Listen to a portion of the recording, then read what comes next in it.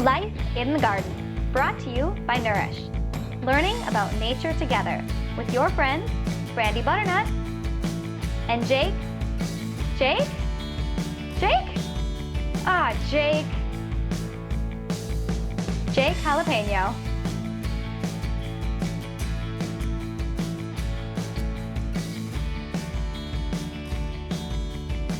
And now, let's listen to Laura from Perennial Farms on how to make a worm composting bin. Hello, I'm Laura from Perennial Farms in Waldo. Today I'm going to talk to you about building your very own composting with worms bin. All you need is 3 identical totes that you can buy from the store. You need 1 lid and 3 bottoms. For the first one, you do nothing to the bottom. No holes whatsoever. Then 2 more totes with small holes on the bottoms. And for the 1 lid, even smaller holes. That is so your worms will be able to breathe. And the other holes are so the worms can go through them and help you self-harvest the compost at the end. So to get started, what you want to do is take the bin with no holes on your bottom. Put that down. You can then use anything you have. I use little wood chips or rocks or anything small, pine cones. I put them in the very bottom of the bin. Basically, we are just giving a little space in between the bins in case your moisture level is a little too high. That way you will have an opportunity for it to drain down.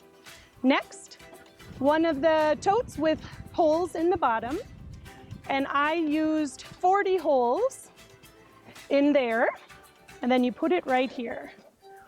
Now we have created the spot where we are going to do the composting. What we do next is take shredded paper. I use shredded paper because it's very easy to get a handle on.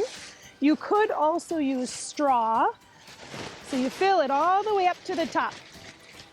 This bedding will be a place for the worms to live.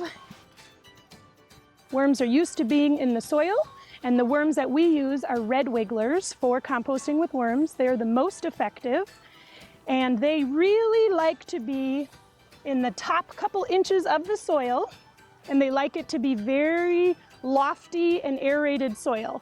So the shredded paper does a fantastic job helping mimic their natural habitat. Now that you have your worm bin all set up, you add worms and food scraps and keep checking on them once a week. It should always feel like a wrung out sponge, and you want to make sure when you feed the bin, you put the food scraps down and then cover it up with the bedding.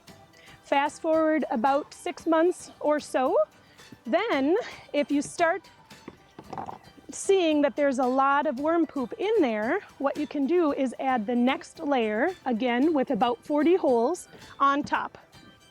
Then you do exactly what you did before, add more shredded paper and start feeding up here. As soon as the worms are finished eating the food scraps down there, they will come up through the holes and will harvest the compost for you. And now, since you added the shred up here and we're asking the worms to come up because we're feeding them up here, make sure to keep your lid on top. And for best results, keep this in a place where it is not too loud, not too hot, not too cold, and again, we're trying to mimic their natural environment. This is one of the bins that I've had for a couple years. You can see the shredded paper that I've added, but also if you dig a little deeper, you can see all of this finished product right down here. And you can see some of our friends, the red wigglers. Red wigglers are actually a very small worm. These are adults, and they are mostly red, and you can see that they wiggle around like crazy. They're the most effective for composting in worm bins. Other worms will also compost, but not nearly as quickly as the red wigglers.